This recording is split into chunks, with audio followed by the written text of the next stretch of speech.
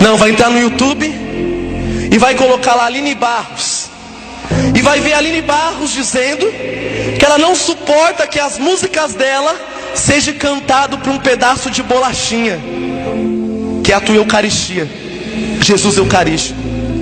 Eles vão entrar no YouTube e vão ver a Ana Paula Valadão diante do trono, no show, filmado, profetizando a queda da Igreja Católica e chamando a Igreja Católica da prostituta do Apocalipse.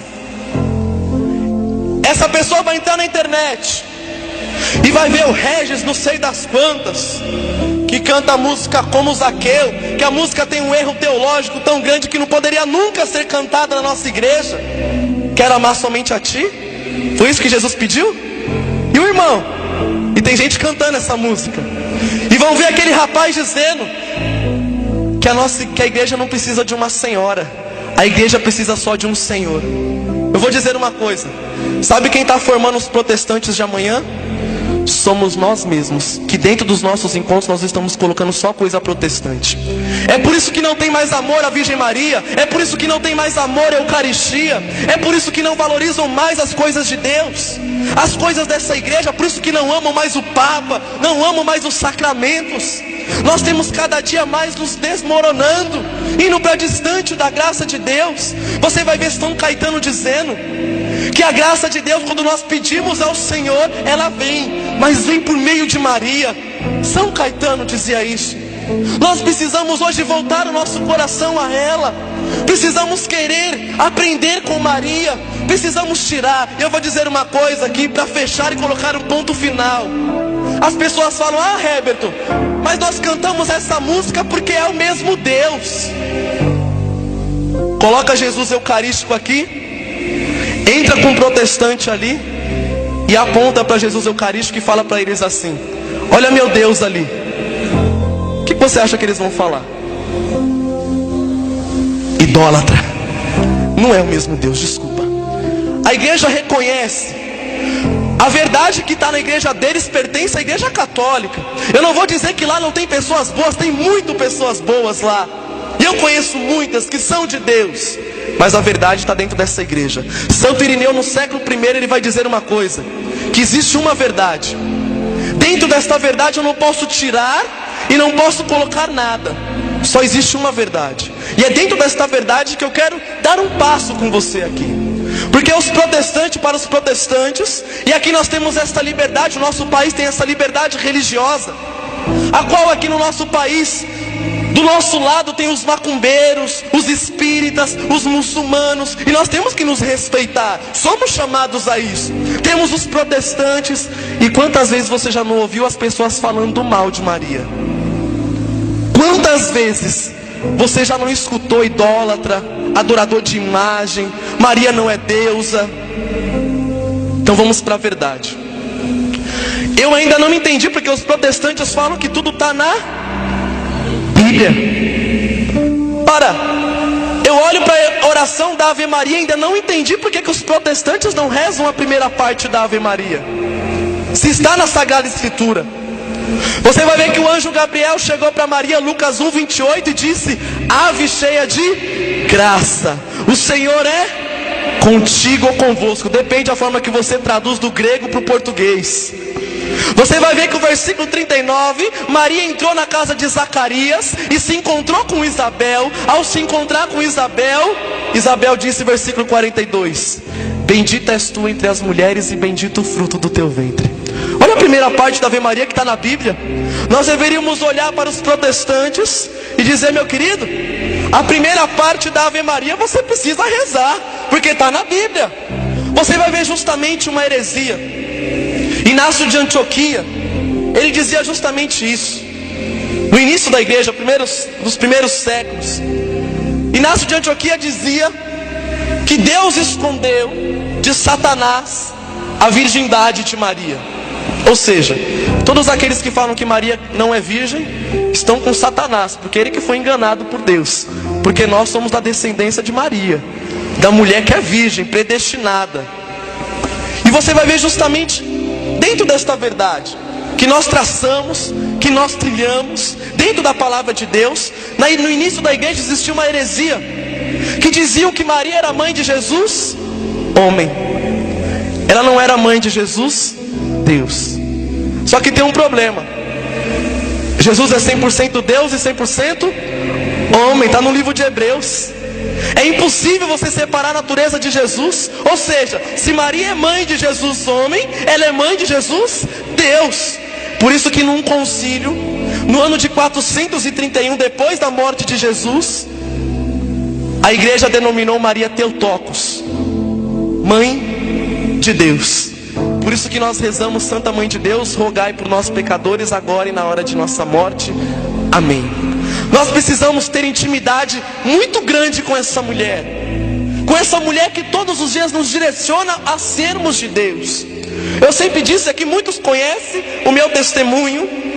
A minha irmã, que está ali atrás, levanta a mão cá, pode olhar para ela lá, ali atrás, a minha irmã. Muito bem, ganhou a fama já. A minha irmã se formou na faculdade há muitos anos atrás, não lembro que ano que foi, contabilidade.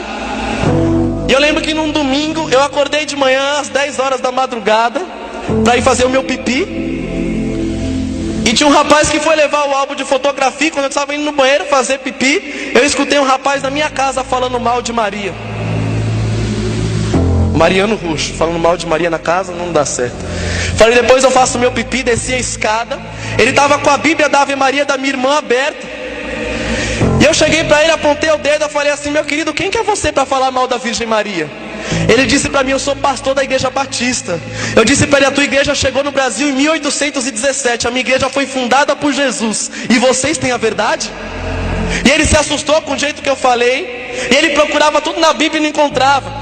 E ele chegou para mim: não, mas Maria foi uma mulher qualquer, como todas as outras, porque Jesus chamou Maria de mulher. E ele estava procurando na Bíblia e não achava. Eu falei: irmão, está lá em João capítulo 2, as bodas de Caná, a qual nas bodas de Caná tinha acabado o vinho daquele casamento. E Maria chega para Jesus: Jesus, eles não têm mais vinho. E Jesus responde: mulher, isso compete a nós? Ainda não chegou a minha hora. Eu olhei para aquele pastor e falei: querido, vocês levam a Bíblia tudo ao pé da letra, sem texto, sem contexto. E eu falei para ele: eu vou fazer que nem vocês. Sabe por que Jesus chamou Maria de mulher?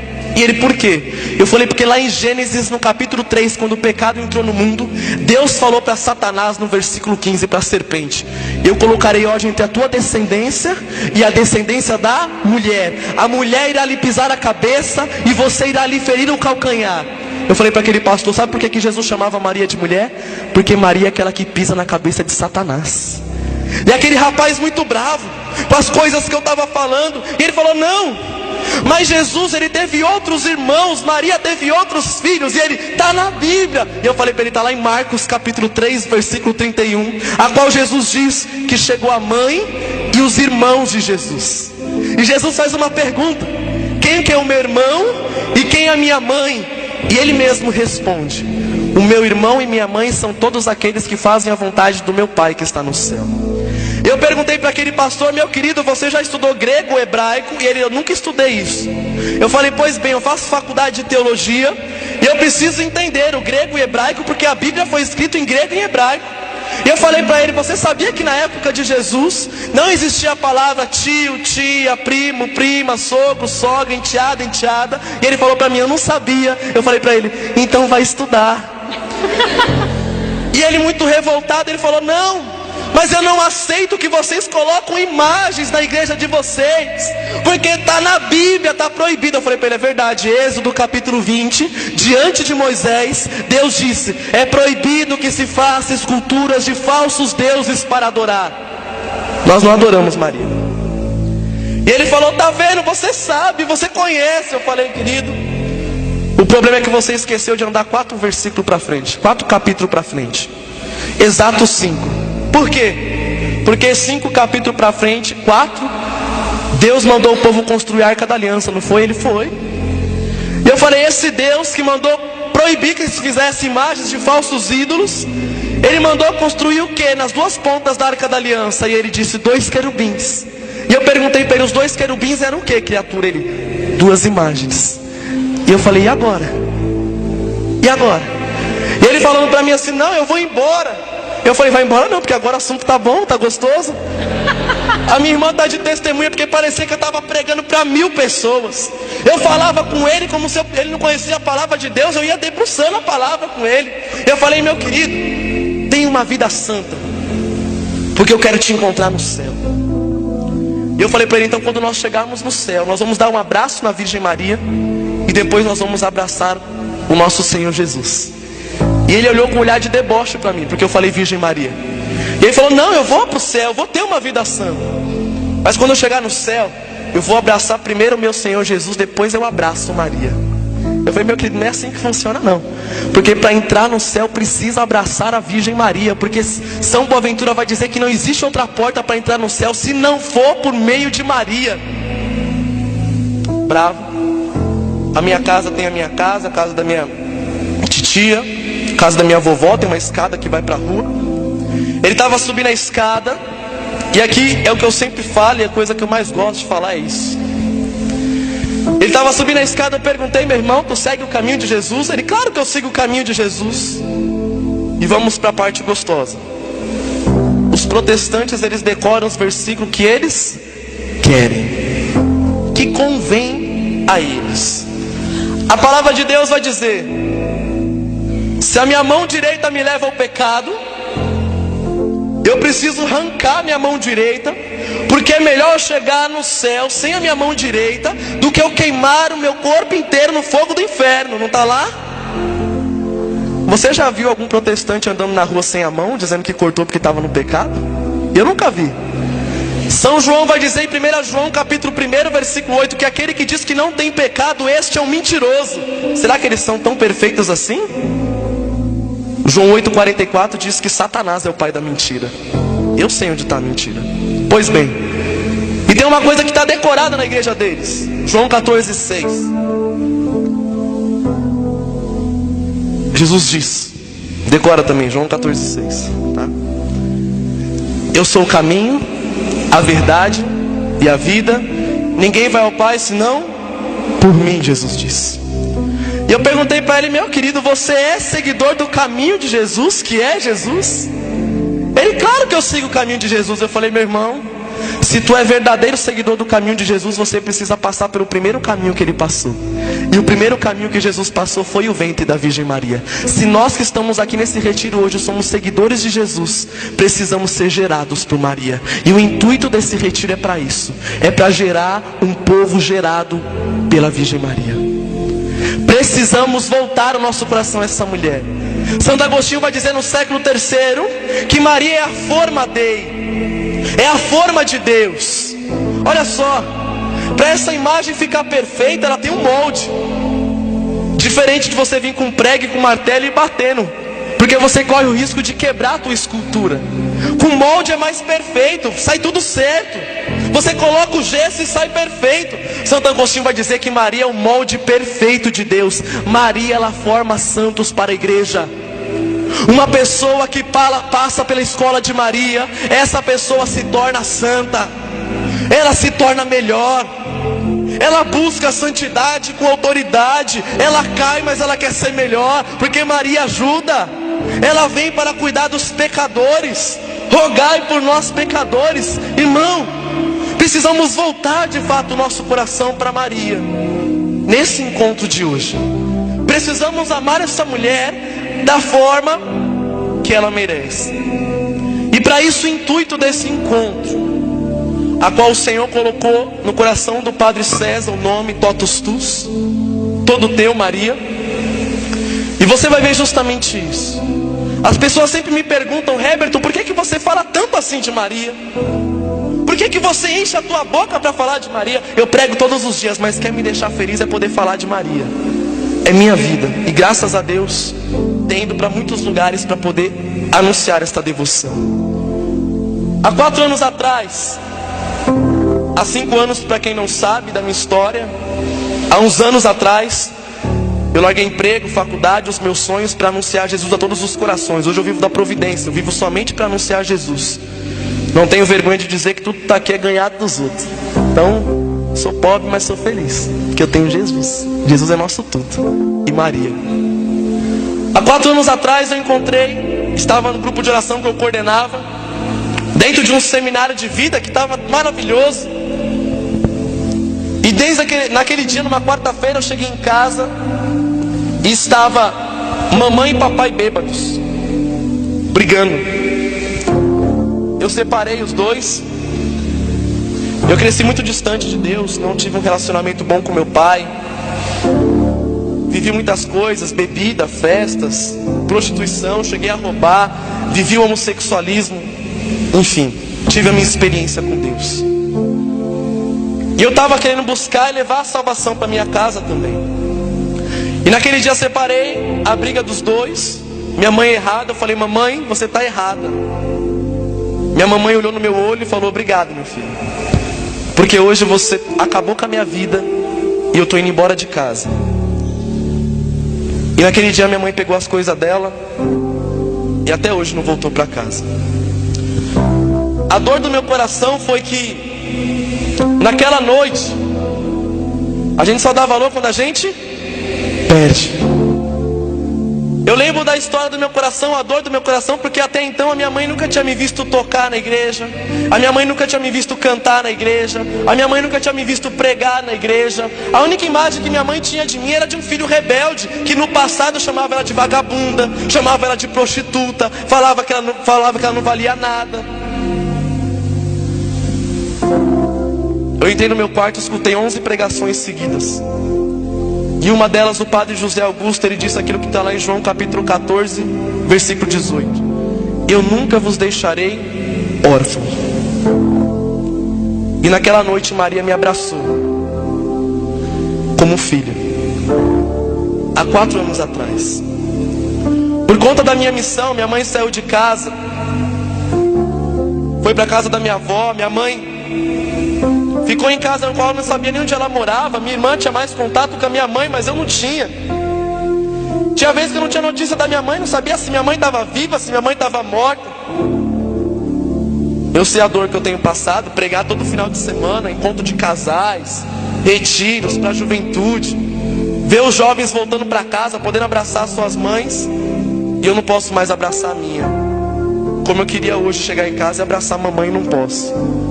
Mas Deus sabe de todas as coisas.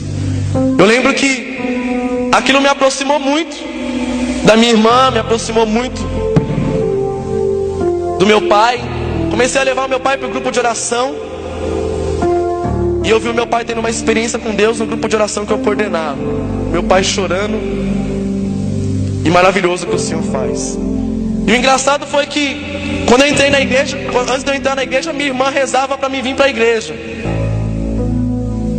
E quando eu entrei, ela saiu, queria viver as coisas lá de fora. E eu pedia por ela, rezava por ela, e hoje é uma mulher de Deus que está ali. Rezei demais, né? Exagerei. Mas eu vi as coisas de Deus transformando a minha vida, mas faltava muita coisa. Mamãe, a falta que mamãe faz é muito grande. Muitas vezes eu sinto muita saudade dela. Mas ano passado, como alguns aqui sabem, eu cheguei quase morto no hospital, em janeiro do ano passado, tive uma embolia pulmonar, brigando com Deus, porque eu tinha um monte de pregação marcada, um monte de missão marcada, e falava: por quê? Larguei tudo para o Senhor e agora estou aqui no hospital. E o Senhor falava: eu sei o que estou fazendo. E Maria confortando meu coração. E eu todos os dias eu sempre pedi a Maria para trazer minha mamãe. E quando eu fiquei doente, eu tive a graça de ter quase todos os dias a visita de mamãe. Minha mamãe foi e ficava sentadinha acordada, porque eu não podia deitar. E minha mãe ficava acordada a noite inteira para que eu pudesse dormir sentado, por causa das dores. Eu lembro que a minha vontade era nem de ficar melhor, porque eu podia ter mamãe. E aquilo me aproximou muito de minha mãe. E eu rezava todo dia para Maria: traz minha mãe, traz minha mãe, traz minha mãe. No carnaval do ano passado, num domingo, eu fiz muitas pregações naquele carnaval. No domingo eu estava pregando para a juventude, estava almoçando no retiro. E minha irmã tinha viajado, meu pai tinha viajado. E no almoço eu recebi a ligação de mamãe. E minha mamãe perguntou: filho, você está sozinho em casa? Eu falei: estou. Ela falou: posso ir dormir com você? Eu falei: pode. Claro que pode, que pergunta. E eu falei para ela: eu tenho mais uma pregação para fazer, mas depois eu vou para casa. Eu fui fazer uma pregação para pais, um retiro de pais, falar do filho pródigo. Eu lembro que aqueles pais choravam muito. Eu não via a hora de ver minha mãe em casa. Eu queria encontrar minha mãe. Eu nunca esqueço que uma senhora veio, me abraçou e falou: eu queria que você fosse o meu filho. Eu falei: pode me soltar, porque eu já tenho mãe em casa, ela está me esperando. A vontade mesmo de querer ser de Deus, de querer buscar a minha mamãe também nos meus braços. Eu cheguei em casa, contei o que tinha acontecido naquele dia para a mamãe, e minha mamãe começou a chorar. A dor do meu coração foi porque eu sempre achei que eu decepcionei a minha mãe e o meu pai. Porque o meu pai e minha mãe sempre sonharam para mim que eu tivesse um bom emprego, que eu tivesse dinheiro, que eu tivesse a minha casa. Eu não tenho nada. Eu sempre tive isso no coração. A minha mãe nunca entendeu por que eu vou para a igreja. Eu lembro que a minha mãe reclamava que eu chegava bêbado quase todos os dias. Aí eu entrei para a igreja, ela começou a reclamar que só vivia na igreja, eu não entendia. Mas eu lembro que minha mãe, no carnaval do ano passado, ela olhou no meu olho chorando e falou assim, quando ela saiu de casa, ela falou que eu tinha acabado com a vida dela. No carnaval do ano passado, minha mãe olhou no meu olho e falou assim: meu filho, você é a maior bênção que Deus poderia me dar. A minha mãe olhou no meu olho, algo que ela nunca tinha dito. Ela falou: meu filho, nunca desista dessa vida que você está levando hoje, você é meu orgulho. Para mim foi uma bênção da minha mãe. A minha mãe naquele dia, ela falou para mim que quando eu tinha 2 anos de idade, um rapaz parou ela na rua e falou assim: olha mãe, você pode levar o teu filho para onde você quiser, mas o teu filho ele vai ser de Deus. Eu falei para minha mãe: mãe, você esperou a minha vida inteira para falar isso agora? Olha o tanto de coisa errada que eu fiz, mãe. E tem coisa que só mãe faz. Eu nunca esqueço o último dia que eu cheguei bêbado em casa, que eu vomitei a casa inteira. Eu acordei deitado no colo da minha mãe, no sofá, minha mãe fazendo um carinho na minha cabeça, e o chão todo sujo, porque ela tinha limpado. Tem coisa que só mãe faz. E minha mãe me deu aquela bênção. Só que tem um problema. Eu quero minha mãe com Deus. Preciso da minha mãe com Deus. E o ano passado eu tenho uma pregação na internet, Os Verdadeiros Devotos da Virgem Maria.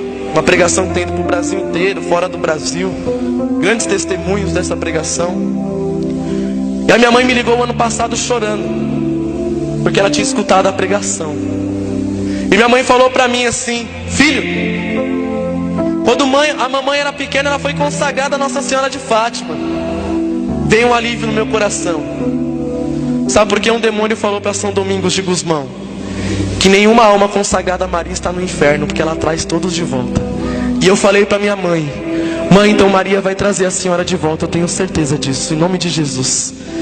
Esse ano eu vejo a minha mãe que entende a minha vida, a minha mãe que é feliz pela missão que eu tenho. Em janeiro desse ano minha mãe tem um emprego corrido, final de semana, mas eu tive a graça de escutar da minha mãe que nos domingos ela estava procurando ir na Santa Missa, coisa que ela nunca fez a vida inteira, mas porque Maria traz as pessoas de volta. Hoje eu sou escravo de Maria. Ora, escravo de Maria? Que estranho, Herbert, escravo de Maria. São Luís ele vai dizer aqui no tratado. Ora, se eu era escravo do pecado, por que hoje eu não posso ser escravo de Maria, tendo certeza que ela vai me levar para Deus? Tendo certeza que ela é o atalho para Deus. Perguntaram para Padre Pio: Padre Pio, nos deu um atalho para o céu? Ele disse: o atalho para o céu é a Virgem Maria. Eu acho lindo São Bernardo dizendo, foi representar o Papa muitas vezes. Lembro na Alemanha, 1149, representando o Papa, qual ele colocou na oração da Salve Rainha: ó piedosa, ó doce sempre Virgem Maria. E São Bernardo dizia que Maria é nossa esperança, é a esperança da nossa salvação. Por ela nós chegamos em Jesus. E aqui no Tratado da Verdadeira Devoção, São Luís ele fala dos falsos e dos verdadeiros devotos, que depois aqui durante o dia nós vamos entender melhor. Mas aqui São Luís ele ensina um retiro de 33 dias para você fazer uma consagração total à Virgem Maria. Eu fiz essa consagração e vou renovar agora, esse mês. Renovo hoje, aqui nesse encontro, nesse retiro. A minha consagração que mudou a minha vida. Perguntaram para mim, 2 jovens que estão no seminário. Eles vieram me procurar depois de uma pregação sobre a Virgem Maria e falaram para mim: Herbert, o que mudou na tua vida depois da tua consagração? Eu disse: tudo. Se tinha um rapaz que era bruto, que brigava com todo mundo, que xingava todo mundo, minha irmã está aqui de prova, era o Herbert. Mas hoje a minha irmã, que é brava, nervosa, vem cá, cara, corre aqui, vem cá.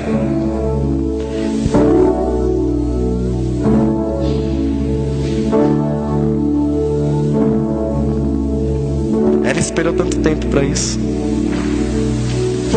Sabe o que eu acho belo? É como as coisas mudam. A gente sofreu tanto dentro de casa.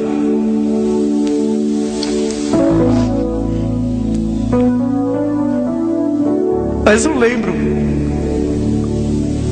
quanto nós lutamos para ser melhor e o quanto hoje nós estamos com Deus.